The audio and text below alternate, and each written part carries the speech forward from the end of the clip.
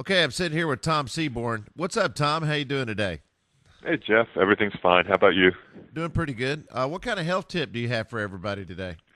Well, Jeff, the mind and the body are connected in a huge way, and so what I thought we'd talk about briefly is how to really get the ability to focus and relax and concentrate. So I'm going to give you four different techniques that your listeners can try, and they may know them, but at least it'll remind them to use them.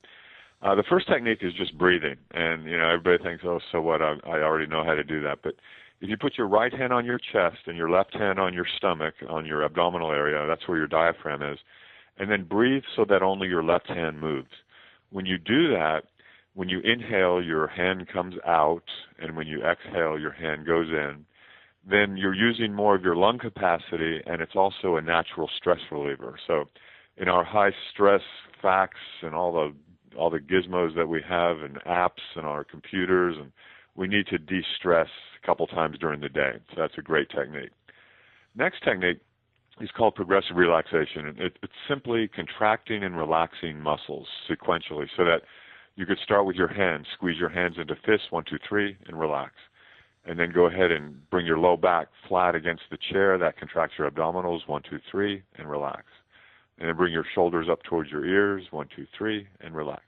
So you go through your entire body, contracting and relaxing muscles until finally you're very relaxed. And again, that's a great activity to do if you're sitting at your desk so that you get that contracting and relaxing so you're actually working out, in a way as well.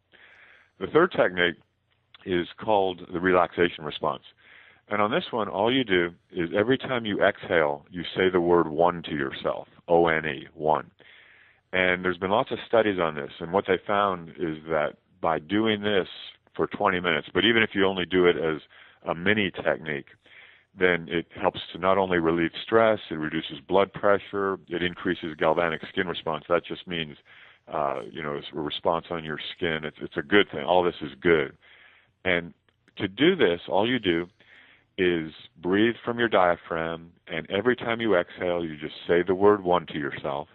And if there's any distractions, if the phone rings or if someone knocks on your door, you just let that distraction go in one ear and then out the other, and then you go back to the relaxation technique.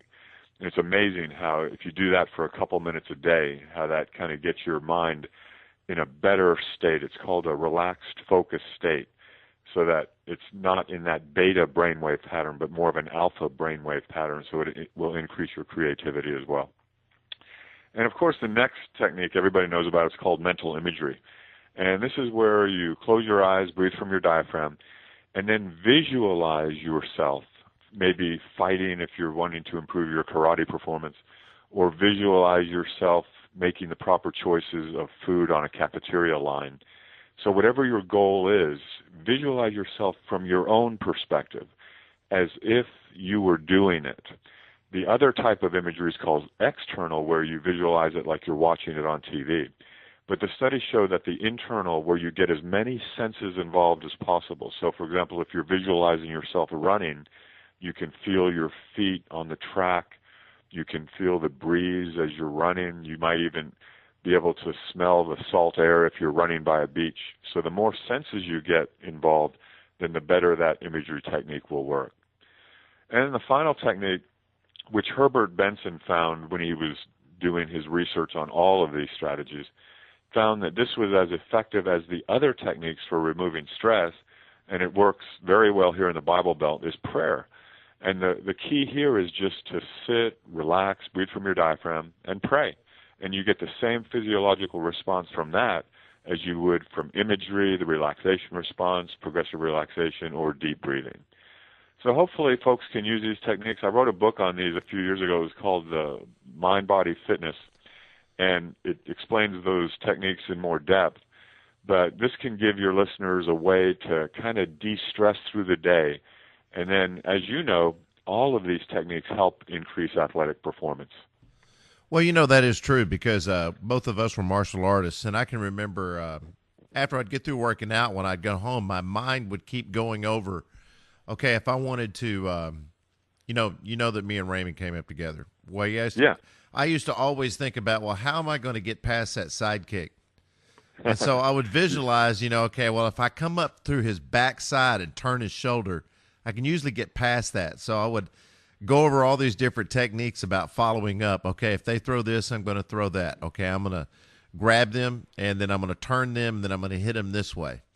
Either that, or I'm going to fake them with this, and then I'm going to do that. And it seems like that people that think about the technique, when they're not working out, then when they get in the gym, it becomes almost second nature. In other words, it's something that becomes a pattern before you actually do it physically. Yeah, and that's exactly right. That's what the research shows. And speaking of Raymond, he's a major proponent of this. I remember we'd have long conversations driving back from a fight or driving to a fight. And he was he's as far as an example of someone who used imagery effectively. Yeah, talk to Raymond. I remember he would tell me about, instead of listening to his teachers when he was in high school, he'd be thinking about doing his karate techniques. And yeah, imagery is an amazingly powerful tool, and I'll venture to say that all world-class athletes use imagery in some way, even if they don't think they do. If they're daydreaming, it'd be like a formalized type of daydreaming. So yeah, it's absolutely a way to improve performance, without a doubt. Okay, Tom. Well, I appreciate you giving us another good tip today. I know this one was real because we were both athletes, and we were, pretty the top in our field for a long time. And we've also produced people that way. And you've done it in various sports and training and everything else. Is this something that you teach to all your people that are going to be trainers and in college and all that? Oh, yeah. In fact, just think about all of the different aspects of fitness. Like, for example, let's say you're going to do weight training. You visualize yourself about to do a bench press, and you imagine the cold steel bar in your hand and the weight slowly dropping toward your chest. Or imagine yourself getting ready to stretch, where you close your eyes, breathe from your diaphragm, and imagine the muscles lengthening on that group of muscles that you're stretching. Yeah, so definitely all the different aspects of fitness and health. It's a great technique, and it's used to benefit the mind and the body together. Well, hey, I appreciate you taking time today to give us another great tip. This is Jeff Overturf with Tom Seabourne at WTFradio.me.